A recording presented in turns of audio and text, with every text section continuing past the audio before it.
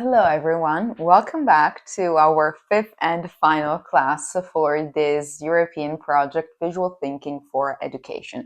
So as I told you, we are at the final notes for this project, at least for this module, because you're going to have 4 more modules on this concept and practice of visual thinking.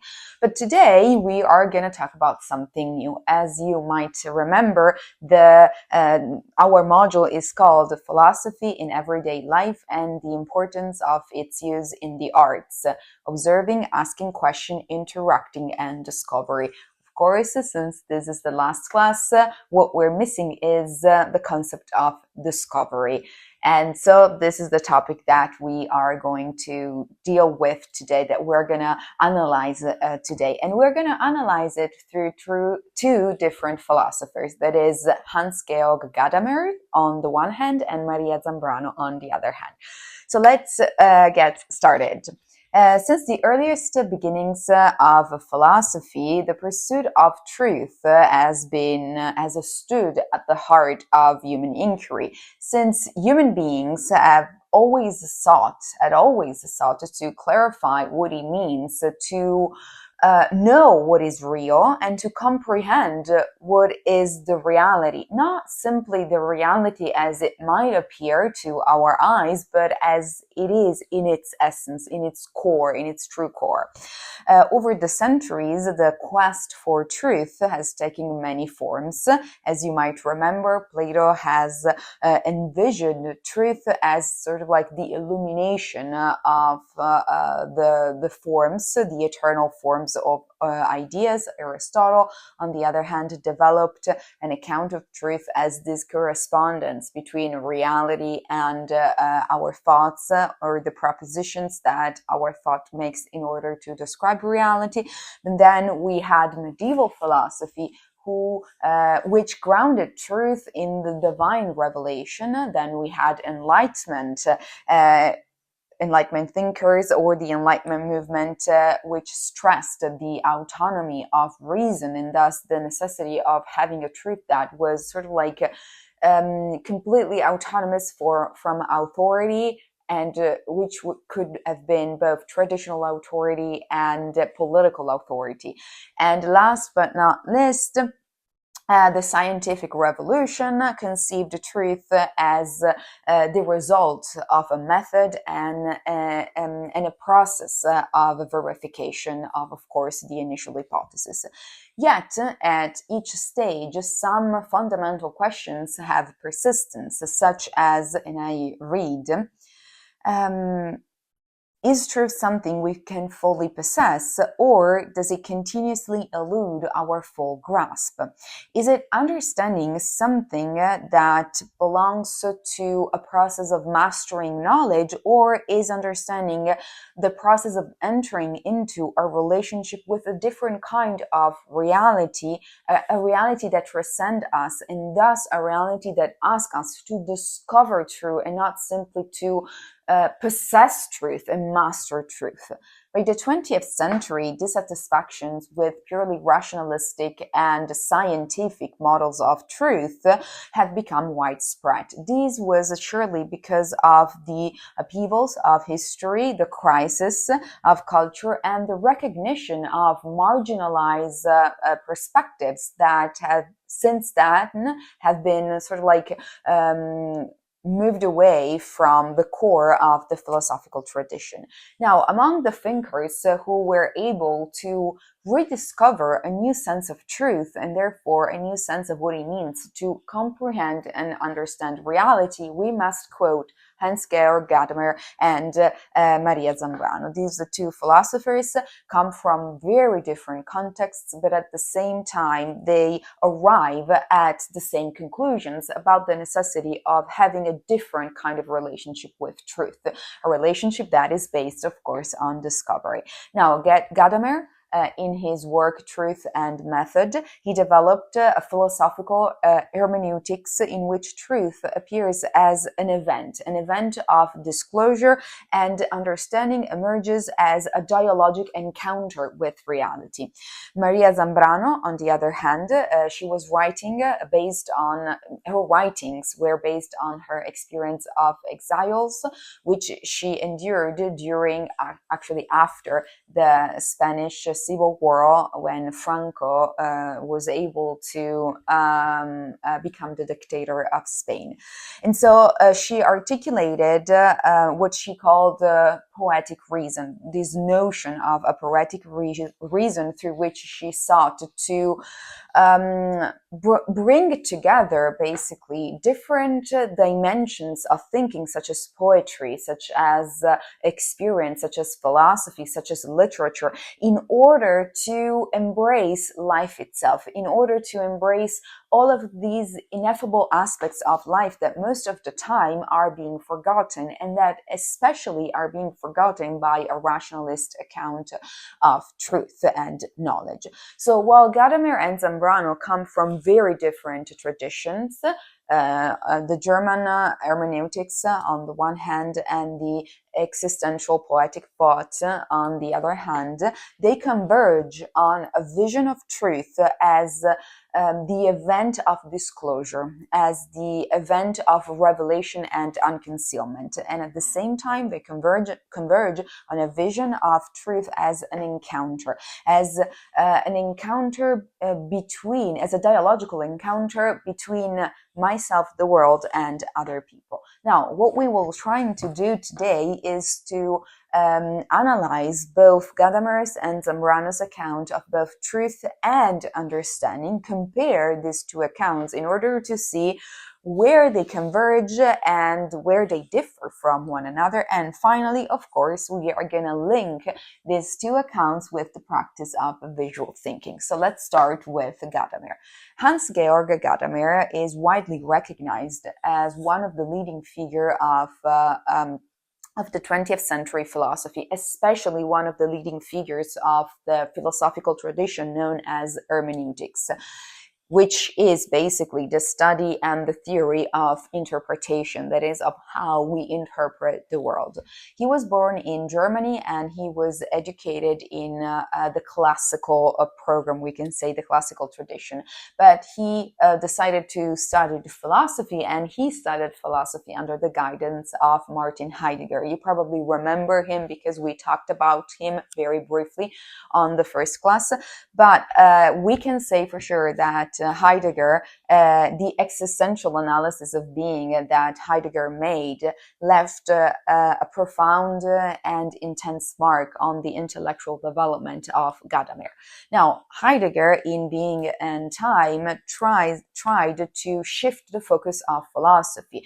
Instead of focusing indeed on an abstract epistemology that was considering the subject as a detached person, a detached individual from the world outside of it, Heidegger tried to focus on the question of being, a being that was analyzed through its existential structures.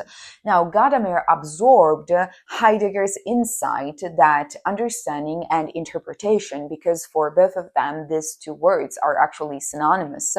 This process of understanding reality, of interpreting reality, is not a detached activity of a subject that is out of the world, that contemplates the world, but it's the fundamental activity, it's the fundamental way of being of a subject in the world. That is, the act of understanding is a process of interacting, as we know, interacting with the world, of participating in the world, and in this way discovering a new truth about the world itself. Moreover, from Heidegger, Gadamer learned that the act of interpretation, whether it is the interpretation of a phenomenon, of an event, of history, of a textbook, of a painting, and so on and so forth. So the act of interpretation is not something secondary, it's not not a secondary operation that we do while we live in this world, but it's actually constitutive of human existence. In other words, human beings cannot stop making this process of interpretation. However, we must say that Gadamer's trajectory actually shifted from that of Heidegger, diverged from the trajectory that Heidegger delineated through his philosophy, because Gadamer was actually much more interested in human experience, in the conditions of human experience, and how human experience is mediated through language, through dialogue and tradition. And so he was much more interested about this dimension of human experience than Heidegger himself, who was more interested in what is called the dimension of being in general. So just to clarify and to be a little bit clearer, for Gadamer, what is essential is the condition of human existence mediated through language, through tradition, and through dialogue. Okay, so now that we have this brief introduction about who Gadamer was, we can move on to the introduction of his philosophy, in order to arrive then at the explanation of the two concepts of truth and understanding. Now, as I told you before, one of the most important works of Gadamer is Truth and Method. And it is within this work that we find the most important information about Gadamer's philosophy. The first thing to say is that Gadamer's philosophy is called hermeneutics. So Gadamer belonged to the tradition of hermeneutics, which, I repeat, is the study and the theory of interpretation. Generally speaking, according to Gadamer, the aim of his hermeneutics was to defend the humanity against the encroaching dominance of the scientific methodology. So what he was trying to do basically was to show people how there was a truth implied within human sciences such as art, such as history, such as philosophy, sociology, and so on and so forth. A truth that could not be expressed by the rationalist and scientific methodology of natural sciences, because these are the sciences that use this kind of methodology. So Gadamer thinks that and thought that hermeneutics is a way of a philosophical understanding of truth and interpretation, and this philosophical way needed to criticize the prevailing and the encroaching dominance of the scientific methodology. That is the general aim of Heidegger's hermeneutics. But it is important to note that for Heidegger, for Gadamer, there was a lapsus. For Gadamer, hermeneutics was not another type of methodology. So it was not to be considered another type of an objective methodology that was trying to capture and grasp the world and imprison the world through its conceptual frameworks. Actually, hermeneutics was, for Gadamer, a philosophical practice. It was a way of being, a way of conductive philosophy that was not trying to secure objectivity, but actually was trying to bring to the fore all of these instances of life that had remained unconcealed so far.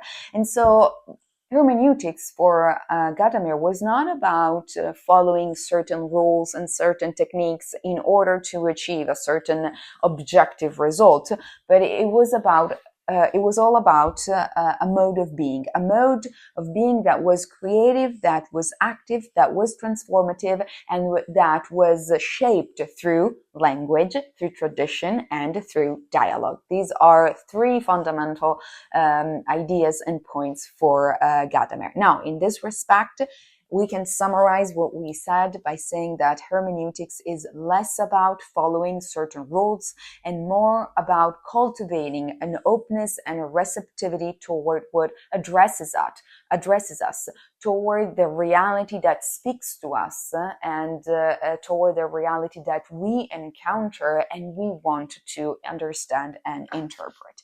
Now, closely related to Gadamer's notion of hermeneutics is his conception of language as this universal medium through which human being can understand the reality of what is, and can dialogue between one another. Now, in this case, Gadamer is deeply influenced by Heidegger's thought, because Heidegger said very famously that language is the house of being. And so even for Heidegger, language was it was a fundamental dimension through which we could understand human beings and being in general. And so Gadamer absorbed this Heideggerian lesson, and he emphasized that all our search for truth, all of our understandings of the world are within language. They happen, they take place in language. And indeed, Gadamer says, and I read, being that can be understood is language. Language, therefore, is never to be considered as a mere tool that human beings can use whenever they want, because actually, language is the very medium in which we can think and we can experience the world. It's the very medium through which we can articulate the experiences that we make and the ideas that sort of like populate our abstract mind. However, it is important to note that in a dialogue, the meanings that is created, that unfolds through language and through the conversation that we have, transcends the control of both speakers. So, of course, when we dialogue with let's say another person, we want to communicate and convey to that person certain information, certain truths that we think are actually true and are worth saying out loud. But at the same time, through that dialogue, something new is created, a new meaning, a new understanding, because a dialogue implies an exchange of information, feelings, sensation, emotions, and so on and so forth. So a new meaning is created, and this new meaning transcends the 2 or 3 or 4 or many, all the people that are actually involved in this dialogue, in this conversation. And this highlights the openness, of course, and the humility that is required when we enter into a dialogue with another person, but we can also extend this attitude of humility and openness also to all the people that to the world in general, sorry.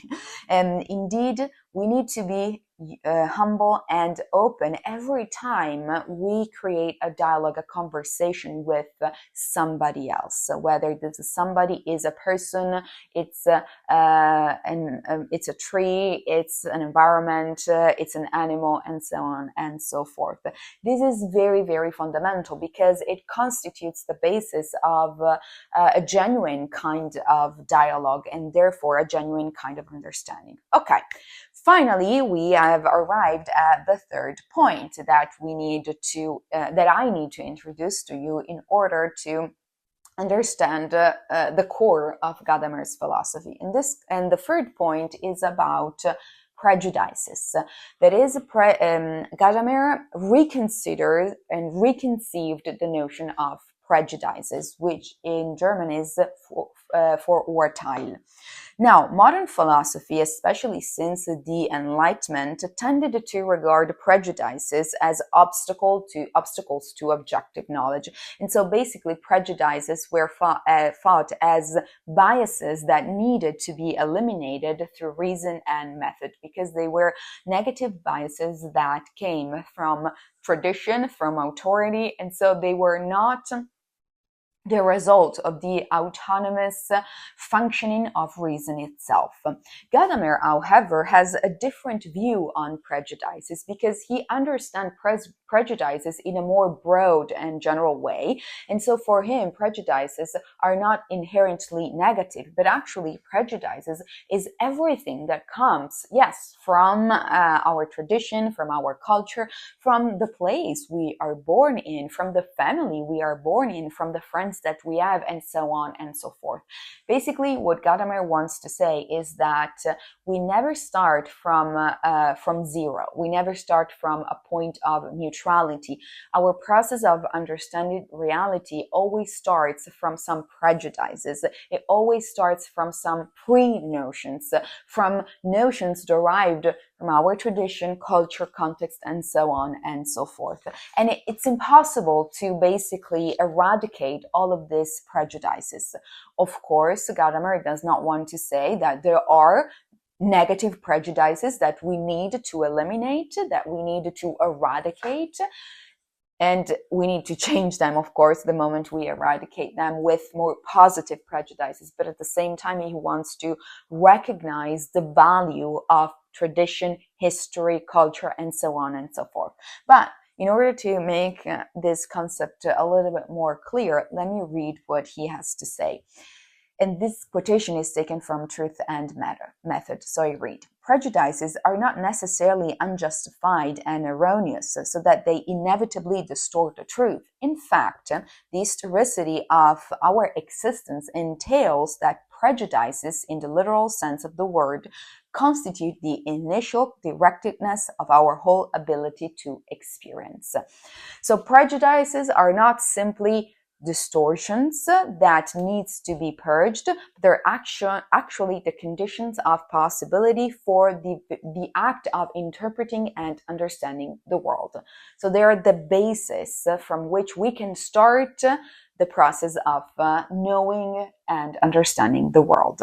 Okay, so now we have a more general view of Gadamer's core concepts for his philosophy, his hermeneutical philosophy. What we need to do now is to analyze the two concepts that are the most important for our analysis. That is the concept of truth and the concept of understanding, because these are the two concepts that allow us to better understand the practice of visual thinking in relation to this fil rouge that is discovery, the process of discovery, that is the process of discovering a new truth about the world, about reality, without having this truth being imposed to us.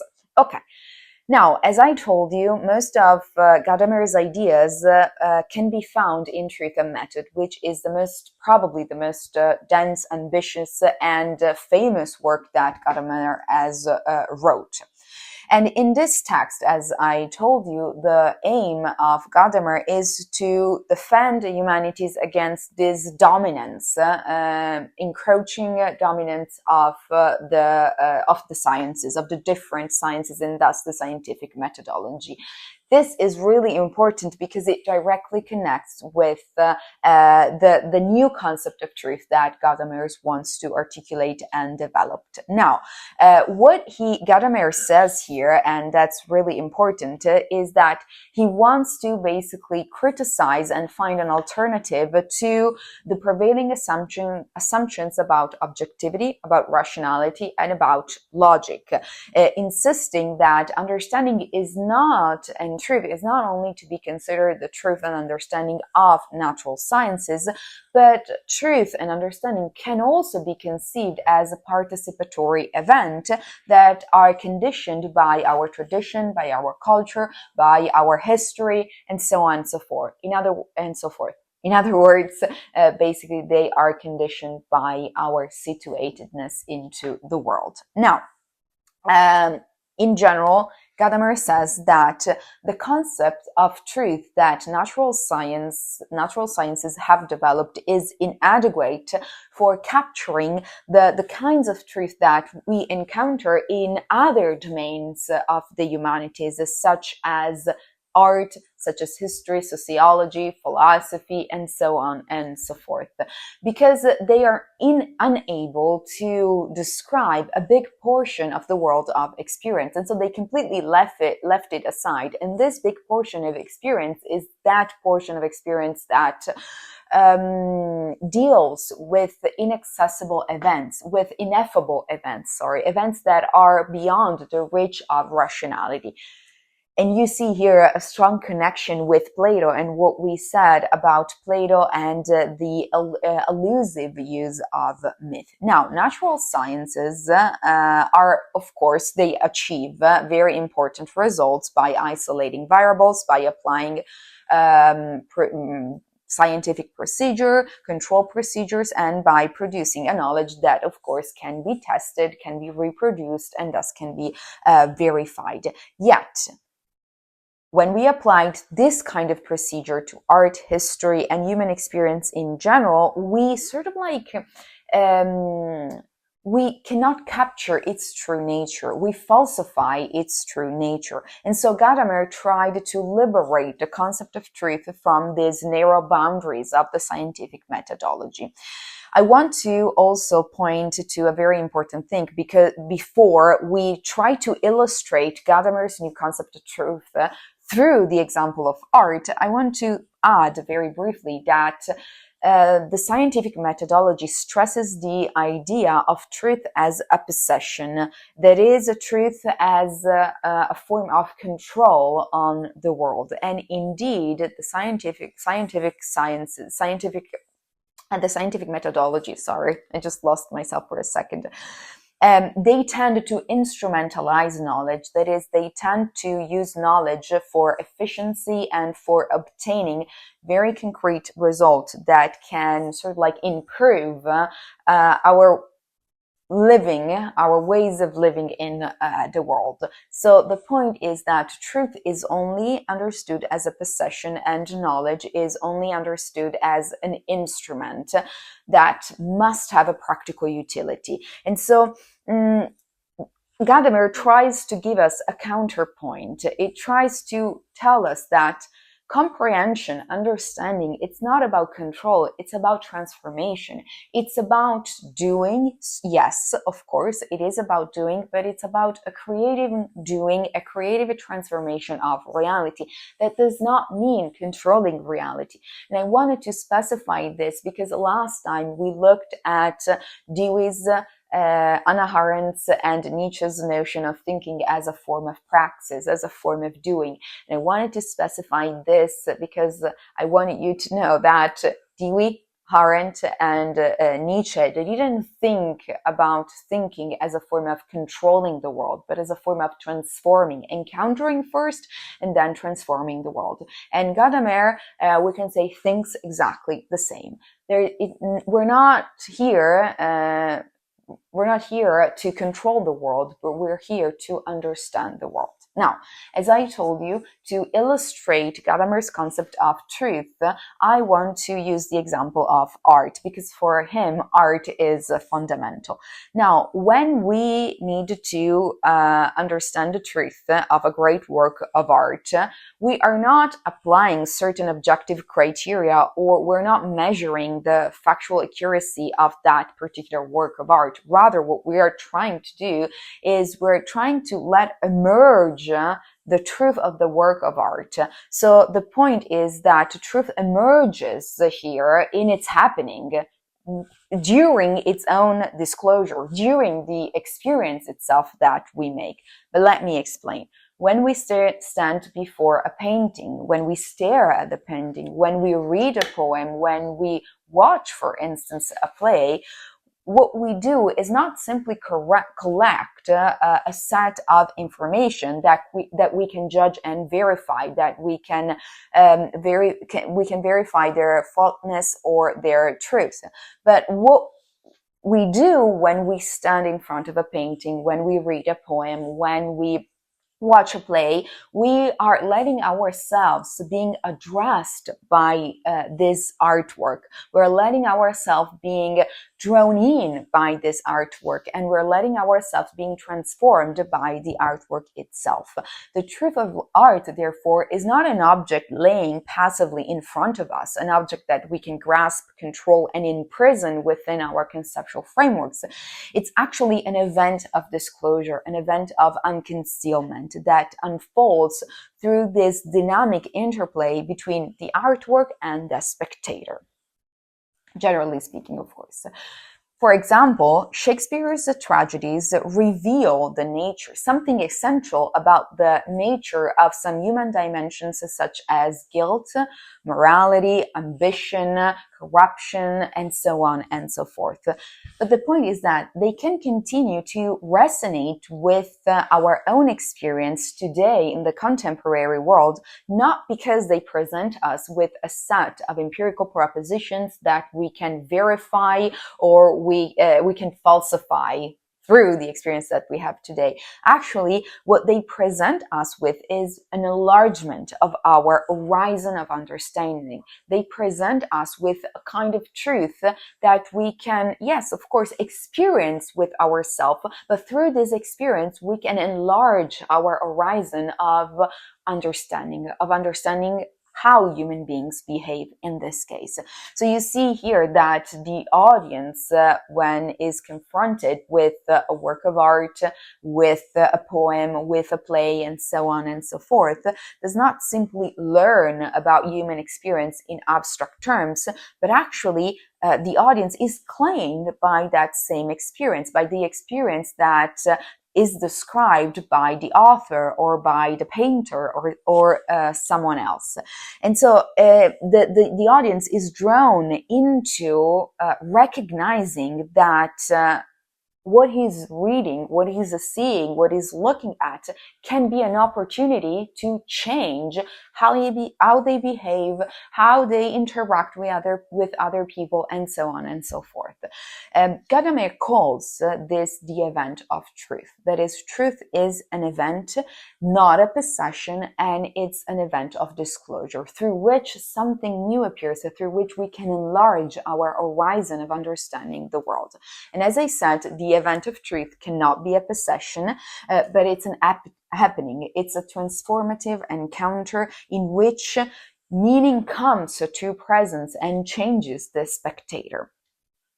Being so articulated, Gadamer also insists that truth is participatory. So truth is an event, but at the same time, truth is participatory. So we can sort of like summarize it by saying that truth is a participatory event.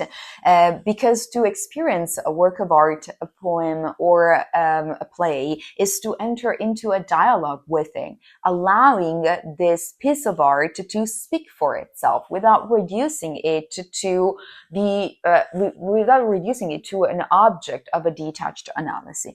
The play, the interaction between the play itself and the piece of artwork and the audience, therefore, is not something secondary, but actually it is something very essential. Truth is the result, the event that comes out of this interaction, of this engagement between at least two factors, two elements. Truth is not outside of this interplay, of this engagement, and that's the most important thing. Now, similarly to what Gadamer says about art, Gadamer also thinks that the truth of history and the truth of tradition is an event of disclosure. So what he said about the truth of art can also be transliterated in relation to the truth of history and art. Here again, historical texts and the traditions that are transmitted to us, they address us not as the dead remnants of something in the past, but they actually constitute living voices that speak to us in the present. So when we read an historical document, we do not simply collect a set of information and facts about an event that happened in the past. What we actually do is to create a fusion between two different horizons, the horizon of the past and the horizon of the present, in order to enlarge our understanding. Crucially, then, to conclude everything that we said, the truth that Gadamer ascribes to art, history, tradition, philosophy, and so on, rejects the idea of absolute mastery and of absolute possession, because truth is not something that we seize and we then store away, but it's actually something that it's discloses itself in the process of being looked at and being discovered by the so-called spectator. And so basically, truth is, as I told you many times, the event of disclosure, the event of unconcealment. And such an event, of course, is always partial, is always provisional, it's always open to be revised. That is, this kind of event, this kind of disclosure is always situated. And so it can never be a final and fixed state. It is always subject to change. Truth, as this was another point, always happens within the play between the spectator and the work of art, or the other person, so that the meaning is the result of a process of interaction. Okay, so we are done talking about truth, but what we need to still consider is the concept of understanding, which directly follows from Gadamer's conception of truth and his endeavor to challenge an objective and rationalist account of truth. As much as Gadamer tried to challenge this kind of account in relation to truth, he did it for understanding, so that understanding for him was not the activity, the intellectual activity of a detached subject, but actually for him, understanding is an holistic activity, an activity that involves the whole organism, not just our mind, and it's an activity that is historically and culturally situated. Now, every act of interpretation or understanding, because as I told you, Gadamer used these two words as synonymous, begins with an horizon. An horizon is a word that Gadamer used to describe the background of assumptions, of beliefs, of experiences and expectations that we inherit from our tradition and from our historical context. In one word, the horizon is the background that is made up of prejudices. So we remember that you can understand right now why we use the concept of prejudices. Now, for Gadamer, it is impossible to understand or interpret something completely neutrally or starting from point zero, because when we start to interact with the world, we already have certain sensations, certain emotions. We come from a certain context, from a certain traditions, and so on and so forth. So every experience that we made is possible because there is this sort of horizon, this background of assumptions, beliefs, and experiences. This means that prejudices, assumptions, starting assumptions, and beliefs in general are not distortions, as I told you before, but they are actually the starting point, the necessary starting point to shape and enable our capacity to interpret the world and understand reality. Yet, and this is a very important point, understanding cannot stop here. The genuine and true process of understanding cannot stop at the recognition that we have an horizon through which we understand the world. What Gadamer tells us and teaches us is that actually our personal horizon needs to be expanded. That is, genuine understanding is intrinsically dialogical. And so genuine understanding happens when our horizon meets another horizon or multiple horizons. And when these multiple horizons come together and they fuse together, this fusion of horizon, and that's actually the expression that Gadamer uses to describe understanding. Understanding is a fusion of horizon. This process of understanding does not involve that we abandon our horizon in favor of another horizon. That is, this process does not involve one horizon overpowering the other horizon. That's not the case, because this fusion is an enlargement in which the two horizons come together and they create something new. They allow the two horizons to transform themselves in order to allow a different perspectives, different opinions, different views to be incorporated into their horizon or their account, so that a shared and new understanding is produced. You see how important that is, and you can maybe see how this account resonates with the practice of visual thinking. Understanding then is the process of fusing horizon together, producing a new, broader perspective that did not exist before and could never exist without this kind of engagement, confrontation, and dialogue with somebody else.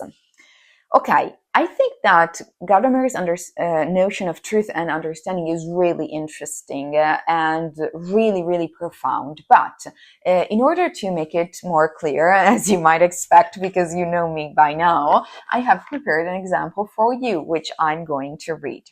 Okay, the example is about a novel, the encountering with a novel. So imagine you are reading Pride and Prejudice, a classic from Jane Austen. Your horizon, your background of experiences, beliefs, and assumptions might include the following points. So you growing in a society with modern idea about gender equality, so thinking that women and men should be equal.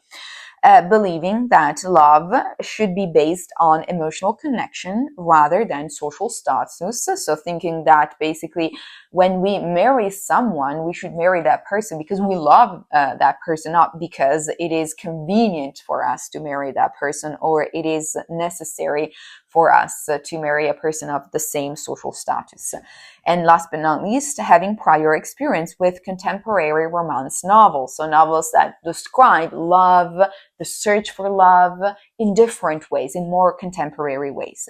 Now, when you first approach Jane Austen's work, all of these assumptions shape your understanding. And so initially you might think, this is outdated. What Jane Austen says, it's totally wrong. The characters care too much about wealth and social status. That's not appropriate. They're doing something wrong. However, as you engage with the text, as you try to create an encounter with the text, its characters, their choices, and the historical context that you encounter within Jane's Austen text allows you to truly meet Jane Austen's horizon, which is shaped by 19th century English society. By, of course, a society where the social status and family expectations were central, to say the least. So through this engagement, you start to understand where Jane Austen comes from, and you start to fuse your horizon with that of Jane Austen. You begin to appreciate the subtle humor, the social commentary, and the constraints that the character face. Instead of judging them, you try to understand them and to see their perspective, to understand their perspective. Moreover, your understanding of love, society, and human behavior expands through this encounter with Jane Austen's horizon.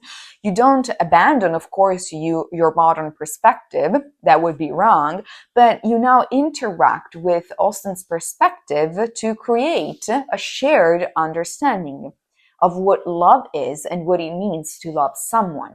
The result is not simply that you learn what Jane Austen thought about love and society during the 19th century English society, but what you do is transform your own horizon in order to include reflections and ideas that Jane Austen sort of like gifted to you. Now you see the novel and you see yourself in a different way.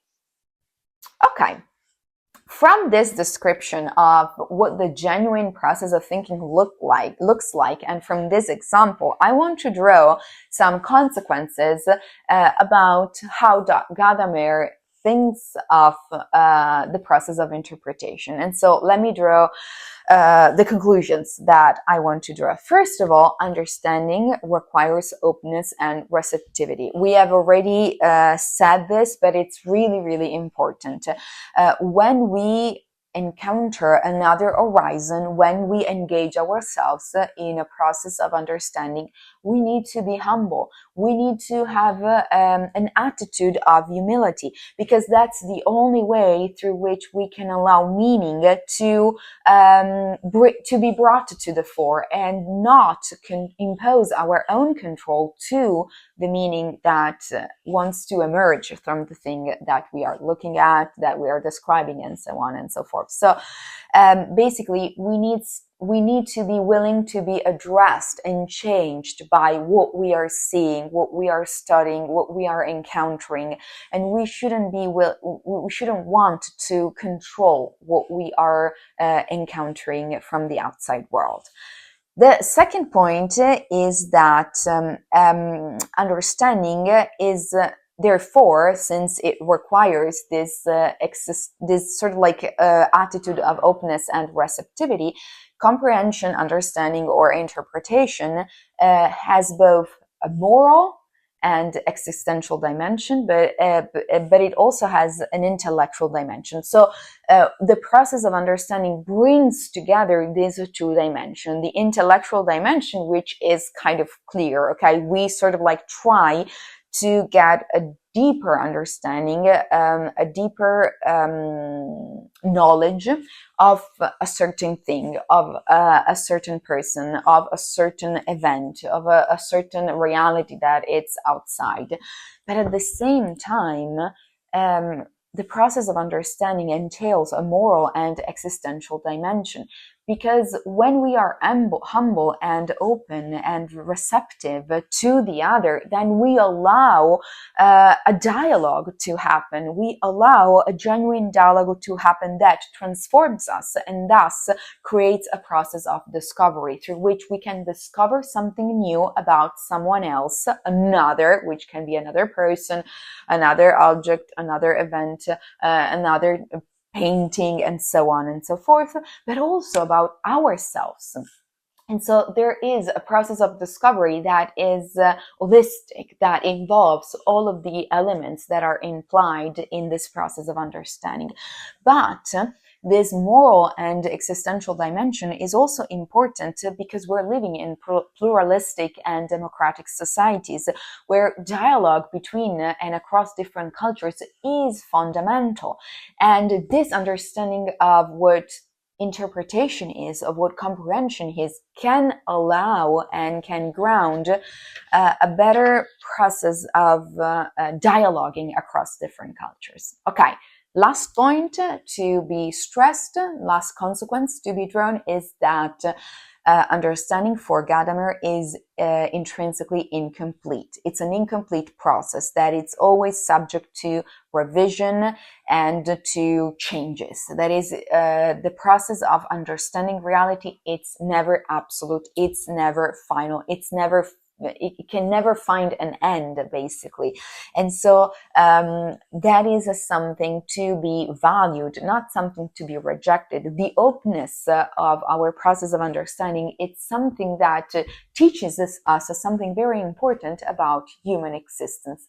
That is, that we are a reality, we are a being that needs to open itself to the world and accept the constant changes that are happening within the world and within ourselves as well. Well, we're done with Gadamer. I know I was a little bit long, but I think that there were some very important concepts to be explained and analyzed. So I said too many things probably, so sorry for that. But now we can move to Maria Zambrano. Maria Zambrano was a Spanish philosopher, and she was one of the most original voices of the 20th century thought. She was a student of a Spanish intellectual and philosopher, José Ortega y Gasset, and she studied during a very fervent and thriving period in Spain. It was on this basis, that is, on the basis of his philosophical teacher and ferment that influenced her intellectual development, that Maria Zambrano developed her unique philosophical style that sought to unite reason, poetry, literature, and life. Now, she was forced into exile, as I told you, after the Spanish Civil War because of her Republican sympathies, and Zambrano lived in Latin America, in France, and Italy, where, during a time when she wrote most of her most famous works and texts. But it is during this time, during this period, that she coined the expression and she created the concept of the poetic reason, which I already told you something about. But the poetic reason is basically expresses a way of knowing and understanding reality that integrates rational analysis with poetic intuition, thus aiming to reach truths that are inaccessible to abstract reasoning. And you see here the connections with Gadamer, but also with Plato, as I told you before. Now, this conception of reason also implies a very particular understanding of philosophy, according to which philosophy is not a detached speculation, but it's a vital act that illuminates human existence in its full range. It's an activity a vital activity that allows to illuminate and bring to the fore joy and creativity, but also suffering, exile, and despair. That is, this activity combines both a critical dimension, bound with reason, but also a compassionate dimension bound with, of course, life. Now, this means that philosophy must be viewed and must be thought as a form of thought that can accompany the individual through life's most fragile moments, offering not simply abstract solution, but pathways of hope and pathways of clarity, of both hope and clarity. So, in other words, philosophy is inseparable from life, because it's a way of listening. It's a way of allowing reality and the hidden dimension of reality to emerge. Okay, now Maria Zambrano conceived truth as something that cannot be reduced merely to the scientific and the rationalist models of truth that dominated Western philosophy. So you see here that truth is something, again, that wants to break free from a certain tradition that privileges reason over intuition, that privileges abstractness over poetry. In her works and in her books, she critiqued Enlightenment's narrow conception of reason as something that can be conceptualized as abstract, as simply logical, and simply instrumental to achieve practical goals. According to Zambrano, this module of truth, of understanding truth, actually distorts human existence and human experience by stripping away all of the emotions, all of the imaginations, and all of the lived experience dimensions of existence.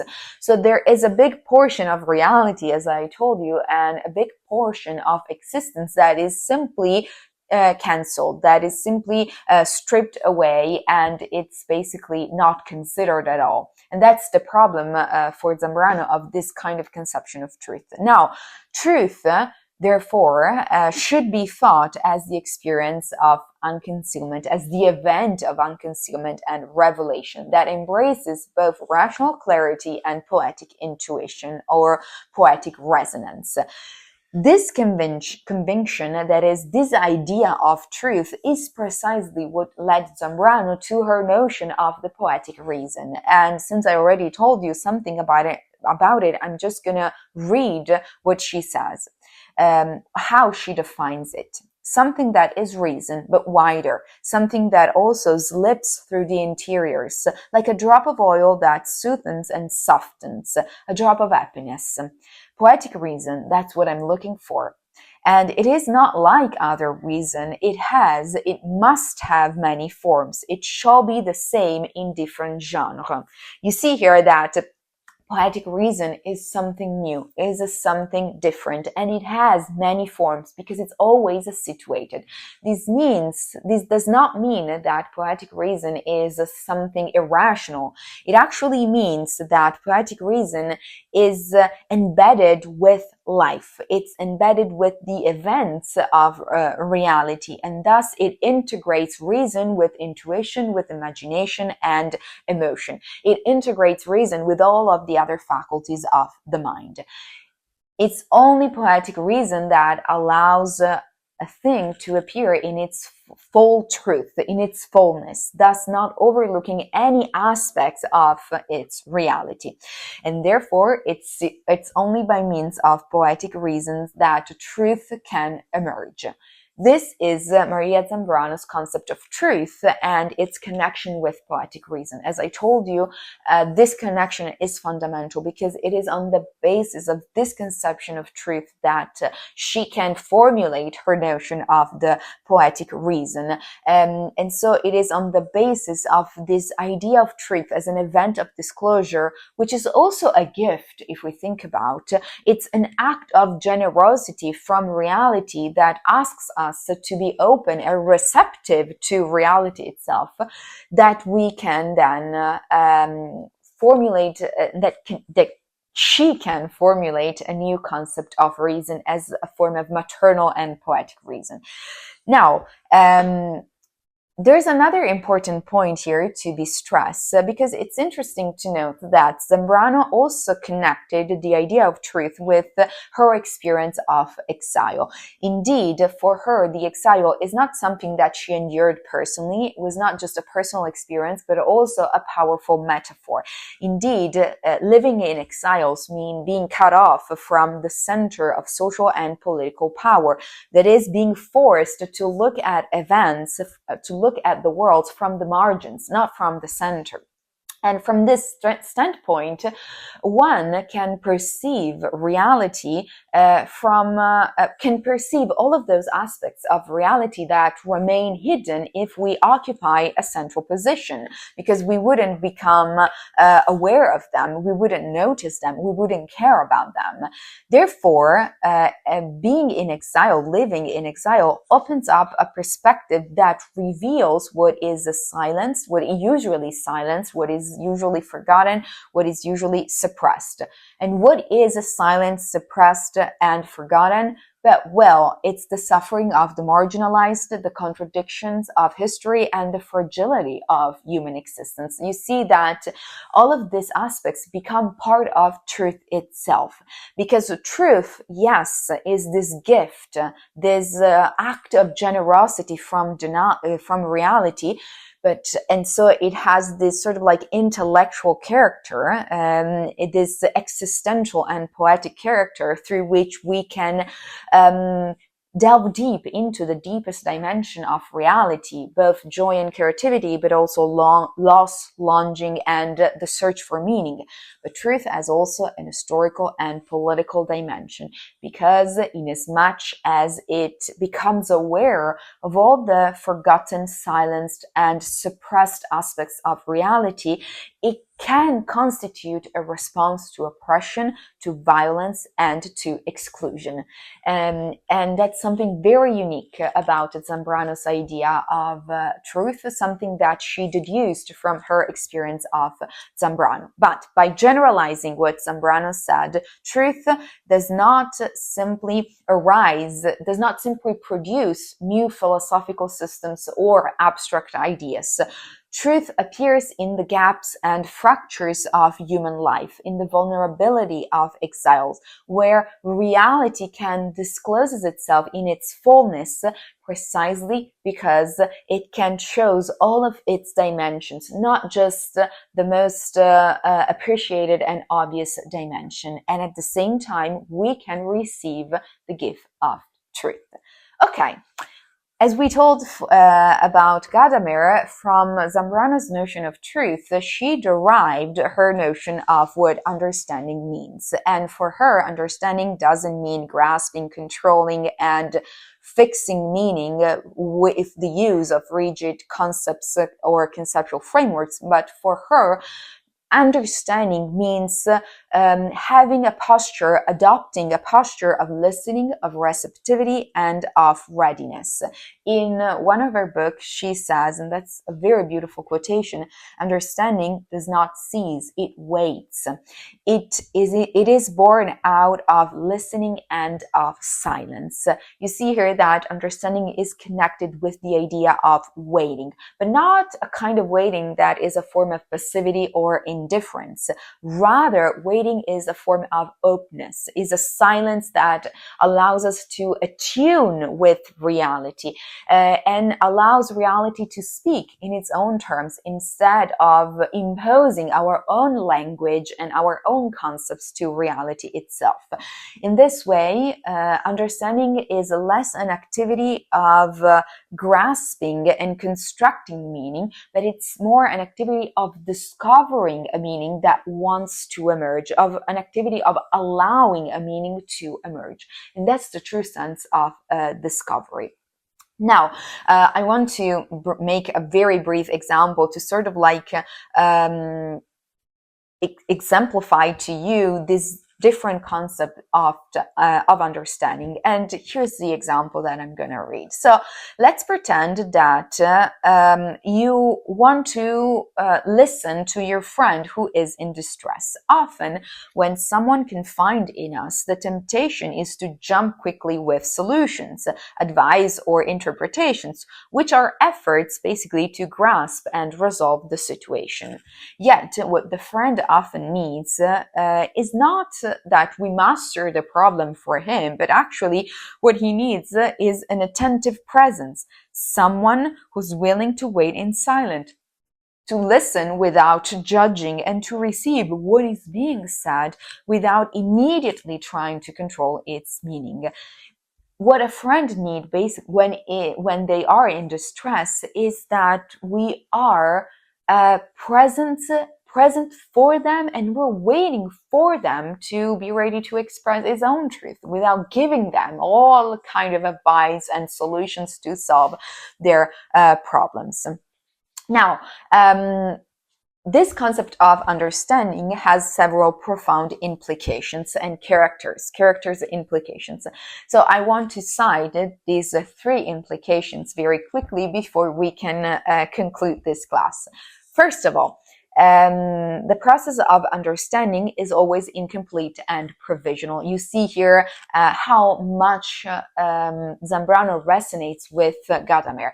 Indeed, because reality always exceeds and transcends our concepts and thus cannot be fully grasped by our reason, our theoretical reason, then every act of understanding reality is partial, is open to revision, and is fragile.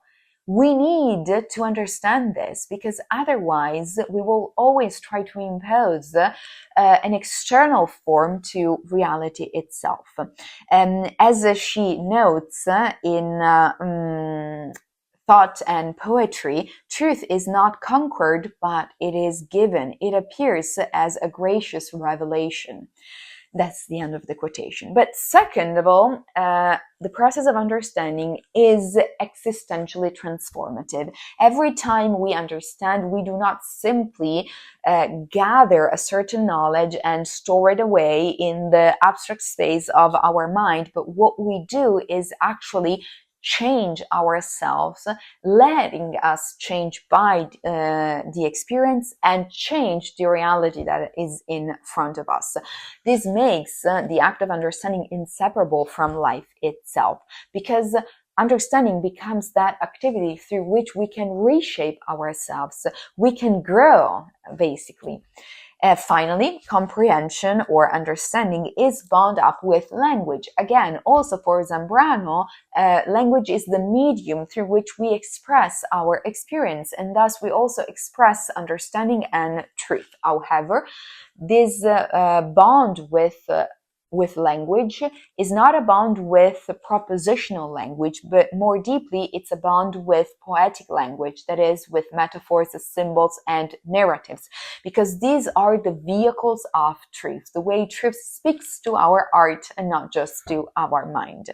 Okay, so Zambrano, in conclusion, reimagined understanding as this dynamic, transformative, and incomplete process, a process that required openness, attentiveness, that required silence, but also courage to let truth reveal itself in its own terms. Okay, so these were the things that I had to say about Zambrano and Gadamer. So you can see how similar their accounts are, although there are some difference. But I think the differences in this case are secondary. What is fundamental is how they help us to understand truth and understanding as event of disclosure and event of discovery that can allow us to change and be changed by the encounters that we make.